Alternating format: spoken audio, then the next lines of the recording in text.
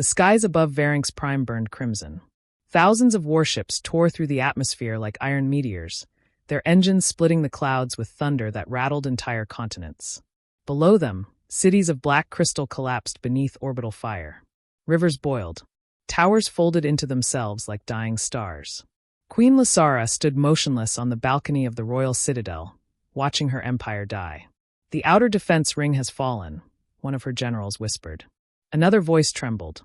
"The Drathri are landing inside the capital." Silence followed. The Drathri never left survivors. Entire civilizations vanished beneath their campaigns. Their war fleets crossed galaxies like plagues, stripping worlds of life and resources before moving on. And now they had come for Varink's. Lysara clenched the edge of the stone railing hard enough to crack it. "Where are the human reinforcements?" No one answered immediately. That alone was answer enough. Humans. The weakest military alliance member in the known galaxy. Short-lived. Emotionally unstable. Physically fragile. Every species in the Galactic Accord mocked them. Their ships were crude. Their weapons relied on projectile kinetics instead of elegant plasma harmonics. Their soldiers wore thick armor because their bodies broke so easily. Yet humanity had insisted on helping. Queen Lysara almost laughed at the memory. "We will send our finest commander," the human ambassador had said proudly. A single commander. Against extinction. The palace shook violently. An explosion tore through the western wall, showering the chamber in sparks and molten debris. Guards rushed forward, energy spears igniting. Then the screaming began. Drathri shock troops burst into the corridor like beasts unleashed from hell. Towering creatures wrapped in black biomechanical armor, eyes glowing amber beneath skull-like helmets. The battle was immediate. Savage. Royal guards died in seconds. Lysara drew her twin photon blades and joined the fight herself, cutting one invader across the throat before another slammed her against a pillar hard enough to fracture bone. The Drathri commander raised a weapon toward her face. Then came the gunfire. Loud. Primitive. Terrifying. The Drathri's skull exploded. Lysara stared in shock as armored figures stormed through smoke-filled corridors firing magnetic rifles that thundered like artillery. Humans. Their leader moved at the front. Tall. Broad-shouldered. A scar crossing one side of his face. Commander Elias Kane. "Move," he roared. The humans formed defensive lines instantly, firing disciplined volleys into the advancing Drathri. Unlike alien militaries that relied on elegant formations, the humans fought like predators cornered in darkness. Relentless. One human soldier tackled a Drathri twice his size off a balcony. Another kept firing despite losing an arm. Kane reached Lysara and pulled her upright. "We need to evacuate your heirs. Now! My children are secure inside the lower sanctum." Kane's expression darkened. "No, Your Majesty, they're not." A cold wave passed through her body. Then the palace alarms changed. Not evacuation. Breach alarms. The sanctum had fallen. Lysara's eyes widened in horror. Without another word, Kane sprinted toward the lower chambers with his squad following close behind. The queen hesitated only a second before chasing after them. Deep beneath the citadel, the corridors became darker. Blood covered the walls. Dead guards lay everywhere. And then Lysara saw it. The shattered sanctum door. Her heart stopped. Two small royal crowns lay on the floor beside pools of blood. "No!" The queen staggered forward. Then she saw Commander Elias Kane emerge from the smoke, carrying one of her children in his arms, while another clung to his back. Behind him came dozens of Drathri soldiers. Kane was bleeding heavily from his side. And still fighting. The corridor shook with explosions as human marines sealed blast doors behind them. Commander Elias Kane stumbled forward, blood pouring from beneath his armor. Yet he never loosened his grip on the queen's youngest daughter. Princess Ariel cried silently against his chest, clutching his torn combat harness while sparks rained from the ceiling above them. Queen Lysara froze. For one terrible moment, all she saw was blood. Her children covered in it. A human commander emerging from the ruins alone. Instinct screamed louder than reason. "You," she hissed, blades igniting. "What have you done?" Several royal guards immediately raised weapons toward the humans. Human soldiers responded just as fast. Rifles snapped upward. Safety locks disengaged. The hallway became a heartbeat away from massacre. Commander Kane slowly turned toward the queen. Exhaustion carved deep shadows beneath his eyes. "Your Majesty," he said quietly, "if I wanted them dead, I would not be carrying them." Before she could respond, the corridor behind them exploded inward. Drathri berserkers charged through fire and debris with horrifying speed. Cain shoved the princess into Lasara's arms. "Run!" The humans opened fire instantly. The sound was deafening. Kinetic rounds punched through armor in showers of sparks and flesh. One Marine dragged a wounded alien guard behind cover despite taking plasma burns across his back. Lasara stared in disbelief. Why were they protecting her people? The Galactic Accord had always believed humans cared only for themselves. They were supposed to be selfish survivors. Opportunists. Yet here they were dying for strangers. Cain slammed a fresh magazine into his rifle. "Hallway intersection ahead," a Marine shouted. "Fall back by teams," Cain barked. "No," Lasara snapped. "You will not stay behind." Cain glanced at her with a grim half-smile. "That's usually how this works." Then he turned and charged directly toward the incoming Drathri. The humans followed without hesitation. Lasara watched in stunned silence as the corridor transformed into hell. Humans fought differently from every species she had ever seen. There was no elegance, no ritual, no precision choreography, only brutal determination. A Marine detonated explosives while still inside the blast radius, just to collapse part of the tunnel. Another physically shielded one of the royal children from plasma fire with his own body. The Queen had never witnessed soldiers willingly sacrifice themselves for non-combatants. Among the Varinxi, survival of the royal bloodline always came first. Among humans, everyone mattered. The realization unsettled her deeply. A violent roar shook the corridor. A massive Drathri warbeast burst through the smoke, smashing two humans aside before charging directly toward the Queen. Lasara barely had time to raise her blades. Then Commander Cain intercepted it. The impact hurled him across the hall. Bones cracked audibly. Still, he rose again. The beast lunged. Cain activated a magnetic grenade and drove it into the creature's chest before tackling it backward through a collapsing wall. The explosion that followed shook the entire structure. Dust filled the air. Silence. Then Cain emerged from the rubble barely able to stand. His armor was shredded. Blood streamed down one side of his face. But he was alive. The Queen's oldest son stared at him with wide eyes. "Why?" the child whispered. Cain looked genuinely confused. "Because you needed help." Simple. Honest. As if no other answer existed. For the first time in her life, Queen Lasara realized the galaxy had misunderstood humanity completely. And far too late. Because outside the collapsing capital, the Drathri invasion fleet had just deployed something far worse.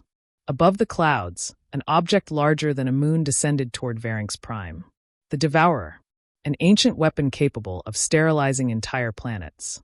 1 hour remained before planetary extinction, and humanity's tiny fleet was the only thing standing in its path. Orbit above Varinx Prime had become a graveyard. Burning wreckage drifted through vacuum like shattered bones. Alien cruisers split apart beneath Drathri bombardment, while escape vessels vanished in expanding spheres of fire. At the center of the chaos stood humanity's fleet.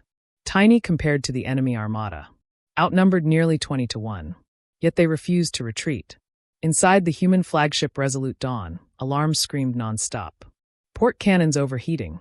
Shields collapsing on Deck 6. "We've lost the Jakarta." Captain Mira Volkov wiped blood from her mouth and kept issuing commands. "Bring the railguns online." "Ma'am, they'll rupture the reactor." "Then make sure they fire before that happens." The bridge crew obeyed instantly. No panic. No hesitation. Only grim acceptance. Humanity had always known this day might come. Every species in the galaxy expanded through diplomacy, trade, or conquest. Humans expanded because Earth had nearly killed them first. War. Disease. Collapse. Climate disasters. They survived because they adapted faster than they broke. And now that instinct was about to terrify the galaxy. On the planet below, Queen Lasara watched the orbital battle through shattered palace windows while medics treated the wounded. Commander Elias Cain sat against a wall nearby as a human medic sealed a deep wound in his abdomen. "You should be unconscious," Lasara said quietly. Cain winced. "Probably." The Queen studied him carefully. "You knew this invasion could not be stopped." "Yeah, and yet you came anyway." Cain looked toward the burning horizon. "That's what soldiers do." Before Lasara could answer, the entire planet trembled. The Devourer had entered low orbit. Even from the surface it blotted out the stars. A monstrous sphere of black metal covered in rotating weapon systems and crimson energy veins. Ancient, colossal, unstoppable. Fear spread instantly across the surviving defenders. The Drathri commander broadcast a final message across all channels. Surrender your heirs and witness mercy. Queen Lasara stood slowly. There is no mercy in extinction. The transmission ended. Then something unexpected happened. Every surviving human vessel accelerated directly toward the devourer. Captain Volkov's voice echoed across military frequencies. All ships prepare collision vectors. Lasara stared in disbelief. They're ramming it? Kane nodded weakly. Human ships are smaller than alien warships. Another explosion thundered overhead. So we learned to make the ships themselves into weapons. The Queen's breath caught. That will kill them. Yeah. His answer came without fear. Without regret. In orbit, human destroyers began slamming into the Devourer's defensive grid one after another. Each impact tore away armor. Each sacrifice opened another weakness. Drathri ships tried to intercept them, but the humans kept coming. Relentless. Furious. Like a species that had spent its entire existence surviving impossible odds. Captain Volkov gave the final order. For Earth. The Resolute Dawn accelerated beyond safety limits straight toward the exposed reactor core of the Devourer. Drathri weapons ripped through its hull. The bridge ignited. Crew members burned alive at their stations. Still the ship continued forward. Then impact. A sun exploded above Varings Prime. The shockwave illuminated the planet's skies in blinding white. The Devourer cracked apart. Fragments rained through orbit like dying meteors. Across the battlefield, Drathri forces began retreating for the first time in recorded history. The war had turned, but victory came at a terrible cost. Because deep inside the ruined palace bunker, Commander Elias Kane suddenly collapsed. And the blood beneath him would not stop spreading. The bunker smelled of ash, antiseptic, and death. Human and Varinxi wounded filled every corridor. Medics moved desperately between them, while distant explosions continued shaking the underground shelter. Commander Elias Kane lay unconscious on a medical platform, his armor finally removed. Queen Lasara stood beside him in silence. The sight beneath the armor stunned her. Scars. Hundreds of them. Burn scars. Blade wounds. Old fractures healed badly. This man had survived wars long before arriving at Varings Prime. And still came here anyway. A human medic adjusted failing monitors. He lost too much blood. Can you save him? Lasara asked. The medic hesitated. We're trying. Outside the chamber, surviving alien commanders argued fiercely. The humans are reckless animals. They destroyed an ancient superweapon. They sacrificed their own fleet. No civilized species behaves this way. Queen Lasara turned sharply. No civilized species would have stayed. Silence crushed the room. Because everyone knew it was true. Most Allied fleets had retreated hours ago once defeat became inevitable. Humanity alone remained. Not because they believed they could win, but because civilians were still alive on the surface. The Queen looked back toward Elias Kane. For the first time in centuries, shame touched her heart. The Galactic Accord had mocked humans endlessly. Too emotional. Too primitive. Too violent. Yet when annihilation arrived, humanity had become the shield between extinction and everyone else. Suddenly alarms blared again. A surviving Drathri strike force had breached the bunker perimeter. Screams echoed through distant corridors. The Queen ignited her blades instantly. Defensive positions. But before she could leave, Kane's eyes opened. Barely conscious, he tried to sit up. You shouldn't move, the medic protested. Kane ignored him. How many got inside? Too many, Lasara admitted. Kane swung his legs off the platform despite blood soaking fresh bandages. You are dying, the Queen said sharply. Kane reached for his rifle. Can still fight. You already saved my children. He paused at that, then gave a tired smile. Good. The bunker lights suddenly failed. Darkness swallowed everything. Then came the sound. Heavy footsteps. Drathri execution troops. Moving room to room. Killing survivors. Fear spread rapidly among civilians hiding deeper in the shelter. Queen Lasara prepared for a final stand. But Kane stopped her. There's another route. The Queen frowned. Impossible. Those tunnels collapsed decades ago. Kane coughed blood into his hand. Humans checked. Even now, he had planned escape routes. Prepared contingencies. Adapted. Always adapting. Kane led the civilians through maintenance shafts while human marines stayed behind to delay the Drathri advance. The sounds of gunfire echoed endlessly behind them. One by one, the humans disappeared from squad reports. Yet none retreated. At the final blast door, Lasara suddenly realized Kane was no longer following. She turned. He stood alone near the corridor entrance, holding the detonator to the tunnel charges. "No," she whispered. Kane looked exhausted beyond words. "If they break through here, everyone dies. You cannot stay behind." He glanced toward the royal children one last time. They deserve a future. The queen stepped toward him desperately. "You do as well." For a moment, something fragile crossed the human commander's face. Then distant Drathri roars echoed closer. Too close. Kane pressed the detonator into Lasara's hands. "Protect them." Before she could stop him, he sealed the blast door between them. The queen slammed both fists against the metal. "Kane!" Gunfire erupted on the other side. Explosions followed. Then silence. And finally, a single massive detonation shook the tunnels. The passage collapsed forever. Queen Lasara fell to her knees in stunned horror. The human she had once suspected of murdering her children had just sacrificed himself to save them. 3 months later, the galactic accord gathered above Varings Prime. What remained of the planet still bore scars visible from orbit. Entire continents had blackened under bombardment. Oceans shimmered with debris from fallen warships. But the world lived. And that miracle had a human name attached to it. Inside the rebuilt royal chamber, ambassadors from dozens of civilizations stood in complete silence as Queen Lasara approached the memorial platform. Upon it rested a single damaged human combat helmet, Commander Elias Kane's. The queen touched it gently before addressing the assembly. "When the Drathri came, we believed humanity weak." Her voice echoed across the chamber. "We believed them primitive because they lacked our elegance." Images of the battle appeared behind her. Human marines holding collapsing corridors. Human ships ramming impossible targets. Human soldiers shielding alien civilians with their own bodies. "But strength is not elegance," Lasara continued softly. "Strength is choosing to stand when fear demands surrender." No one moved. No one spoke. Because every species present had seen the recordings. They had witnessed humans fighting long after logic said survival was impossible. The queen's children stepped forward next. Young Princess Ariel carried something carefully in her hands. A cracked human military tag. "Kane gave this to me," she said quietly. "He told me humans carry the names of the fallen, so they are never alone." Several alien delegates lowered their heads in respect. Then the chamber doors opened unexpectedly. Gasps spread instantly. A tall figure entered slowly, wearing dark medical armor. Scarred. Limping. Alive. Commander Elias Kane. Queen Lasara stared in complete disbelief. "You." Kane looked equally uncomfortable facing the entire assembly. "The tunnel collapsed threw me clear into an old drainage shaft," he muttered. "Took rescue teams a while to dig me out."